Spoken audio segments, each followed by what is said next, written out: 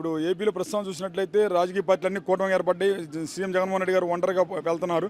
గెలిచే అవకాశాలు ఉన్నాయంటారా జగన్? ఇబ్బంది పడాల్సిన పని ఏం లేదు. అభివృద్ధి బాగానే చేస్తున్నాడు. అన్ని అన్ని అనుకూలంగా బాగానే అన్ని అవుతున్నాయి, అందిస్తున్నాడు. ఇబ్బంది సమస్య లేదు. కొన్ని సంవత్సరాల వల్ల ఇంకా దాని గురించి ఇబ్బంది పనులు గ్యారెంటీ గెలుస్తాడు. ఎన్ని చెప్పాల్సిన అవసరం ఉండదు. ప్రతి ఒక్కరు డబ్బు సీఎం అవుతాడు గ్యారెంటీగా. ఎన్ని పథకాలు వేసి అన్ని పథకాలు బాగానే వస్తున్నాయి. అందరికి బాగా అందుతున్నాయి, ఇబ్బంది లేదు.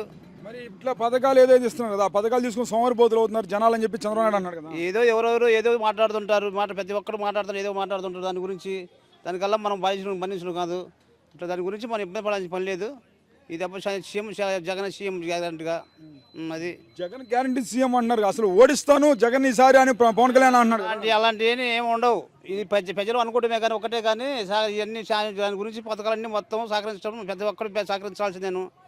లేకపోతే ఇబ్బంది పడు జనం విమర్శలు ఇబ్బంది పడుతుంటారు. దాని గురించి ఇది నష్టపడడానికే కానీ లాభానికి కాదు. వీళ్ళు చేసే పనులు ఎస్సీ పనులు చేసే పనులు అంతా నష్టపడడానికే కానీ జనం అభివృద్ధి జరుగుతుంది కాబట్టి ప్రతి ఒక్కరు కూడా సహకరించాల్సింది. మనకు అభివృద్ధి చేస్తుంది కాబట్టి మనకు ఇబ్బంది లేకుండా ఉండటం కావాల్సింది. మనకి జగన్ జాగ్రత్తగా మనం కాపాడుకోవాల్సింది మన బాధ్యత ఉంది కాబట్టి తప్పనిసరిగా మనం జగన్ గెలిపించుకోవాలి.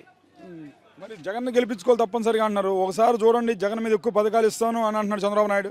అవన్నీ ఉట్టి మాటలు జరిగే పనులు కాదు. అవన్నీ ఏదో చెబుతుంటారు, వాళ్ళు చెబుతుంటారు కానీ అదిగో నిత్యంలో కేసు వాళ్ళు కేసు వాళ్ళు రేవంత్ రెడ్డి ఎత్తుల్లో అంతే. వాళ్ళు చెప్పిన మాకారం కాంగ్రెస్ వాళ్ళు చెప్పిన మాత్రం వీళ్ళు కూడా అంతే. రేపు పొద్దున ఏముండదు, అన్ని అవకాశం ఏముండదు.